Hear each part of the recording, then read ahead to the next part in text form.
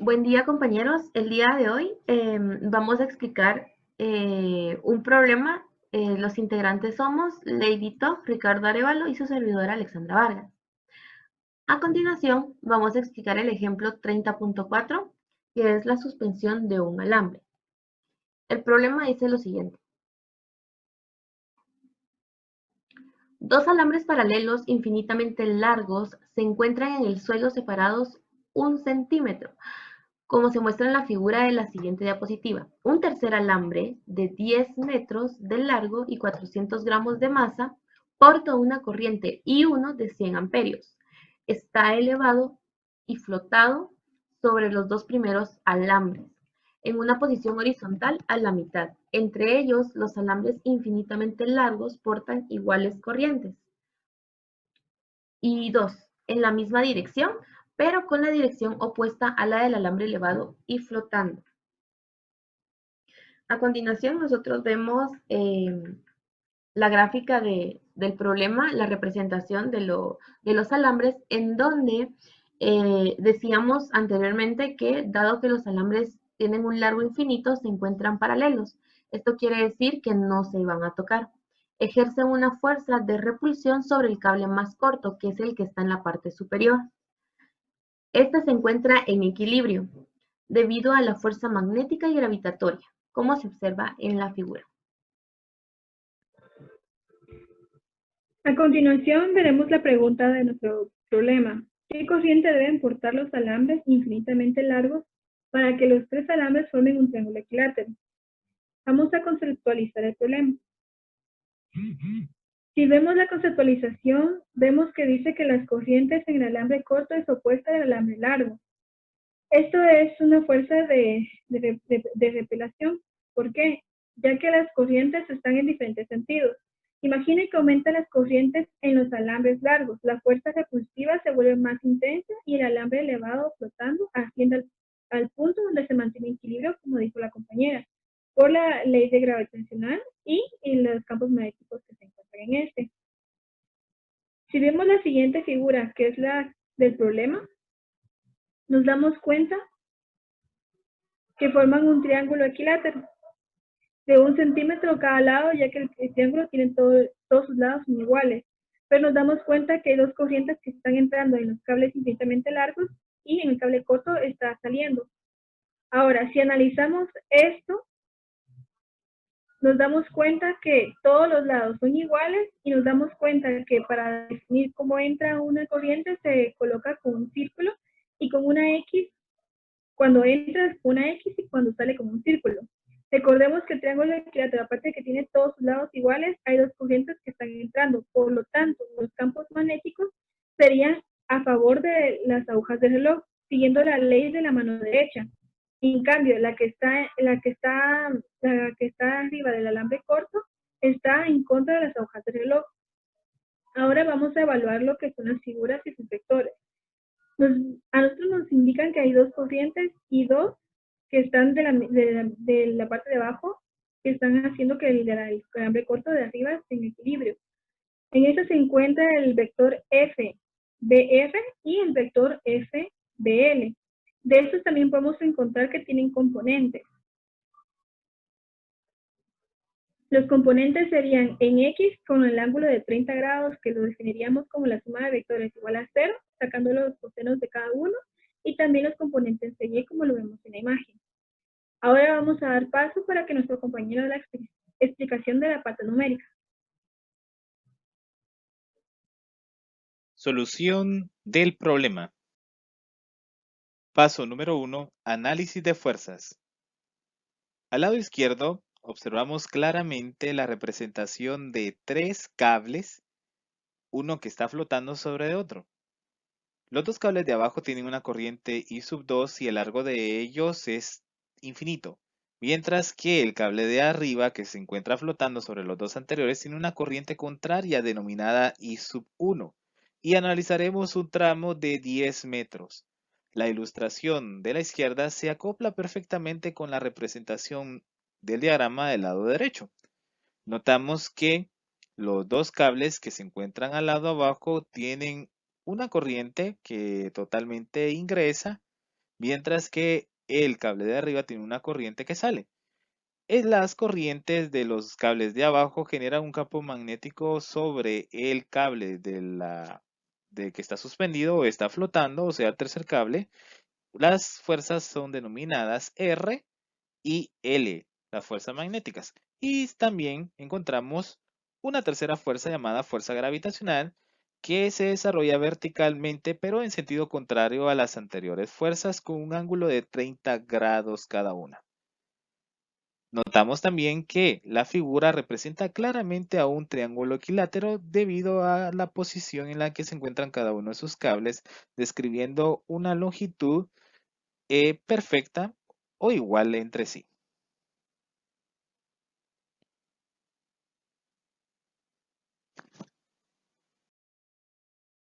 Paso número 2. Encontrar la fuerza magnética total en la dirección hacia arriba sobre el alambre que flota. Utilizaremos el diagrama que se muestra en la pizarra y trazaremos un plano en 3 dimensiones. Este va a representar a la parte positiva del eje Y, o sea, el semieje positivo Y, y el otro extremo a la parte negativa de Y, o sea, el semieje negativo de Y. El eje J saldrá de nuestras pantallas, mientras que el eje K estaría representado en este segmento de recta. Analicemos las fuerzas. La fuerza magnética L prácticamente se desplaza hacia el cuadrante IK y también tendrá dos componentes de fuerza magnética I y fuerza magnética en el eje K. Lo mismo va a pasar o similar con la fuerza magnética de R. Tendrá obviamente dos componentes, uno hacia el lado izquierdo, que sería la componente en negativo y también una componente en el eje K positivo. A simple vista podemos darnos cuenta que las componentes de fuerza magnética que se desarrollan en el eje K coinciden totalmente. Quiere decir que son las mismas y se podrían sumar. Mientras que las fuerzas o las componentes desarrolladas en el eje Y son de sentido contrario. Por lo tanto, estas dos se pueden cancelar o igualar a cero. Por lo tanto, no sería necesario operarlas y nos centraríamos únicamente en aquellas que se desarrollan en el eje K. Por lo tanto, como llevan la misma dirección y sentido, ambas fuerzas magnéticas en R y L tendrían que sumarse, porque las dos se están dirigiendo en el eje K o en el semieje K. Continuando entonces, sabiendo que se están desarrollando ambas fuerzas en el semieje K, entonces vamos a decir, y como sabemos que fuerza magnética, las dos son iguales, y que la fuerza magnética de R va a ser todo lo representado al lado izquierdo, y la fuerza magnética en L va a ser todo lo que se muestra desarrollado al lado derecho, y son iguales, podemos reducir esta expresión en un producto o en el doble de una, por decirlo así, de una sola ecuación. O sea, sería el doble de la ecuación de la fuerza magnética. Podemos darnos cuenta también que podemos quitar los dos corchetes y representarlo como se muestra a continuación en la pantalla.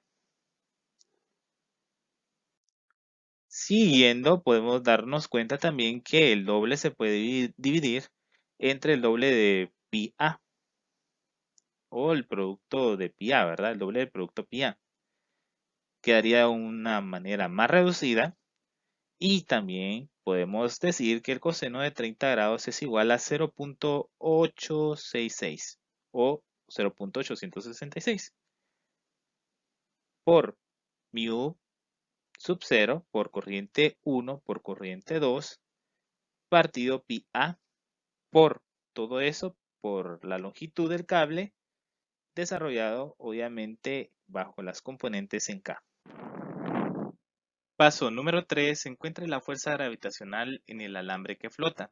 Utilizaremos el mismo diagrama y podemos identificar claramente que la gravedad atrae, en este caso, al cable hacia abajo, ejerciendo una fuerza gravitacional verticalmente hacia abajo, que es contraria a las dos fuerzas magnéticas que se inclinan sobre el cable. Por lo tanto, podemos afirmar que esta fuerza magnética, por ser de carácter contrario a las anteriores, va a llevar este signo negativo y quedaría como fuerza gravitacional igual a negativo masa por gravedad desarrollada en el eje K.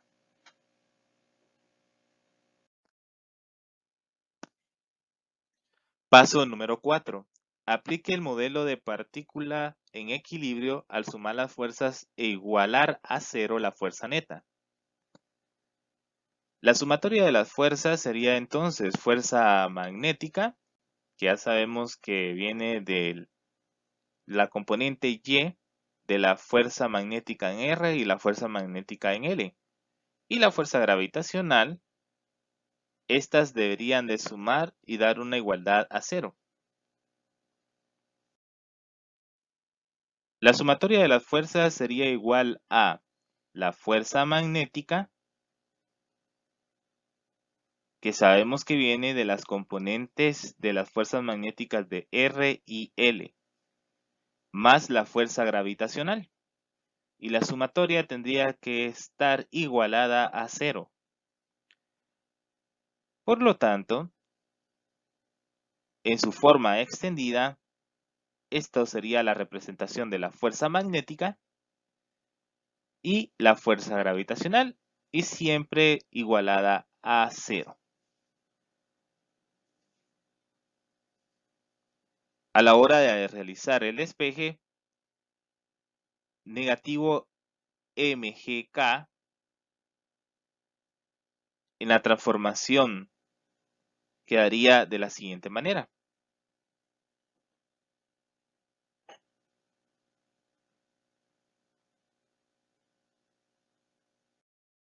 Entonces, siguiendo con las transformaciones, vamos a sacar el inverso de toda la expresión del lado izquierdo menos la de la corriente I sub 2. Nos queda de esta manera, pi por A partido 0.866 mu inicial por corriente sub 1 por la longitud del cable. Esto, obviamente, todo lo del lado izquierdo tendría que cancelarse. Por ejemplo, se tendría que cancelar este pi con este pi, esta A con esta A, este 0.866 con el 0.866, mu inicial con mu inicial, la corriente sub 1 con la corriente sub 1 y la longitud con esta longitud, quedando únicamente libre la corriente 2. Por lo tanto, nos quedaría la ecuación representada de esta manera.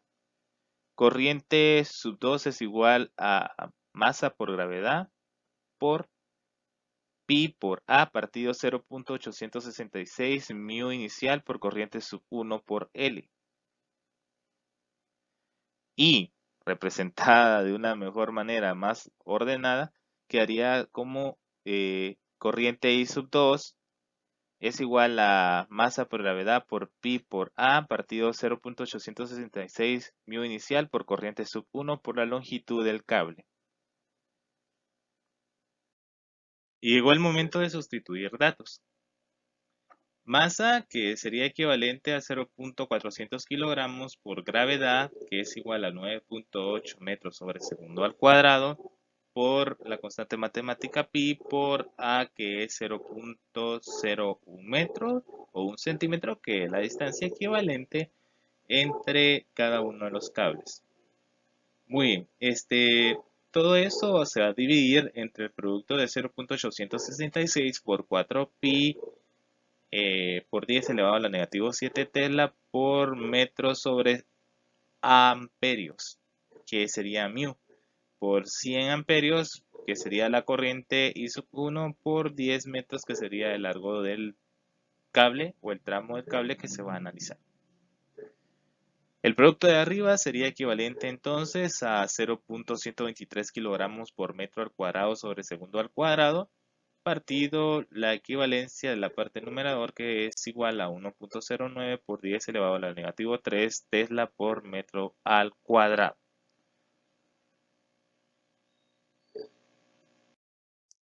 Y continuando, vamos a dividir 0.123 entre 1.09.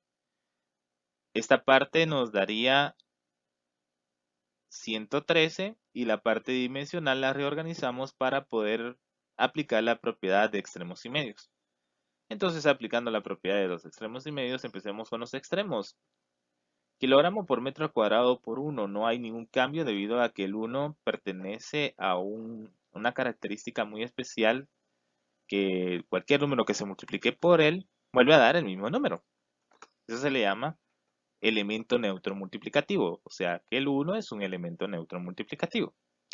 Por lo tanto, no hay ninguna variación, pero donde sí va a existir una variación va a ser en el producto que realizan los factores s al cuadrado por Tesla por metro al cuadrado.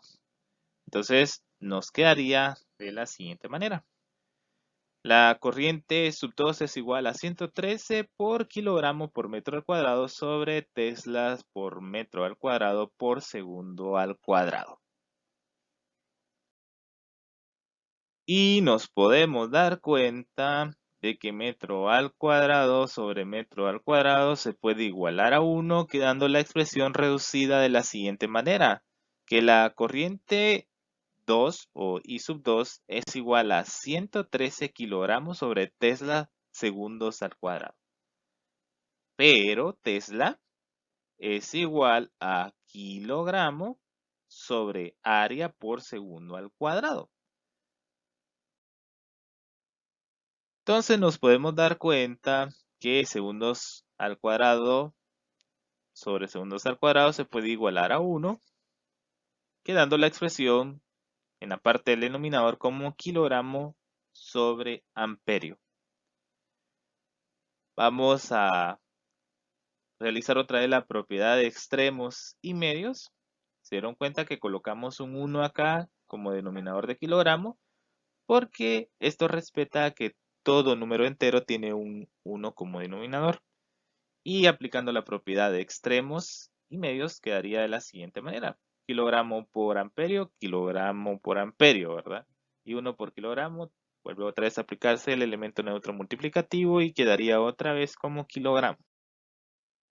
Entonces, continuando, podemos darnos cuenta que aplicando la propiedad de extremos y medios, kilogramo por área y el medio 1 por kilogramo, quedaría de la siguiente manera: kilogramo por área partido kilogramo. Esto se puede igualar a 1, quedando solo la dimensional de amperio.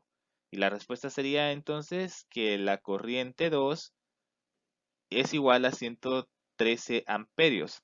Y la interpretación de esta solución sería que se necesita una corriente de 113 amperios que pase por los dos cables inferiores del triángulo equilátero para que el tercer cable pueda flotar y así contrarrestar la fuerza gravitacional que tiene en contra.